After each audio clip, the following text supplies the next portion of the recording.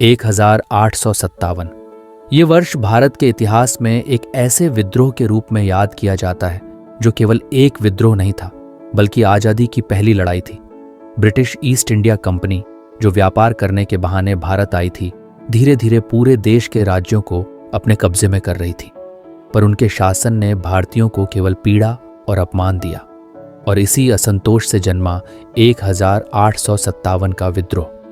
1857 के विद्रोह के कई कारण थे जो सामाजिक, आर्थिक और धार्मिक थे। सबसे पहले अंग्रेजों ने भारत के राज्यों पर कब्जा करने के लिए डॉक्ट्रिन ऑफ लैप्स जैसी नीति अपनाई। इसका अर्थ था कि यदि किसी राजा के पास कोई उत्तराधिकारी नहीं होगा तो उसका राज्य अंग्रेज ले लेंगे।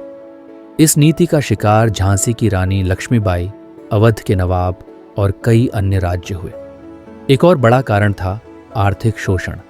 भारतीय किसानों पर अत्यधिक लगान लगाया गया, जिससे वे गरीबी और भुखमरी के शिकार हो गए।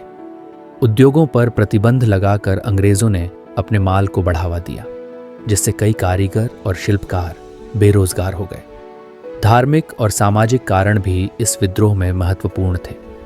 अंग्रेजों की नीतियों और व्यवहार से भारतीयों को अपने धर्म और परंपराओं का अपमान महसूस हुआ।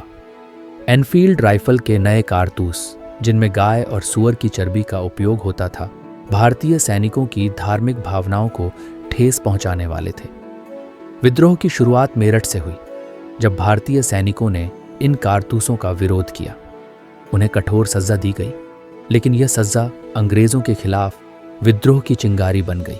10 मई 1957 को मेरठ के सैनिकों ने खुलेआम विद्रोह किया और दिल्ली की ओर कूच किया। दिल्ली पर कब्जा करने के बाद बहादुर शाह जफर को भारतीयों ने अपना सम्राट घोषित किया। ये विद्रोह धीरे धीरे पूरे उत्तर भारत में फैल गया। झांसी की रानी लक्ष्मीबाई, तात्या टोपे और नाना साहब जैसे वीर नायकों ने अंग्रेजों के खिलाफ इस लड़ाई का नेतृत्व किया। रानी लक्ष्मीबाई की वीरता आज भी हर भारतीय को गर्वित करती है। उनका यह कथन, मैं अपनी झांसी नहीं दूंगी, भारतीय इतिहास का एक अमर वाक्य बन गया। ब्रिटिश शासन ने इस विद्रोह को दबाने के लिए कठोर नियम और हिंसा का सहारा लिया। उन्होंने भारतीय सैनिकों और आम लोगों को निर्दयता से मार डाला। झांसी, कानपुर और लखनऊ जैसे शहरों को अंग्रेजों ने फिर से अपने कब्जे में ले लिया।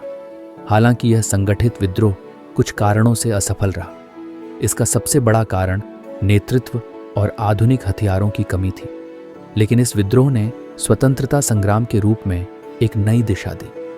विद्रोह के बाद अंग्रेजों ने भारत में सीधा शासन लागू किया, जिसे गवर्नमेंट ऑफ इंडिया एक्ट 1858 के नाम से जाना जाता है।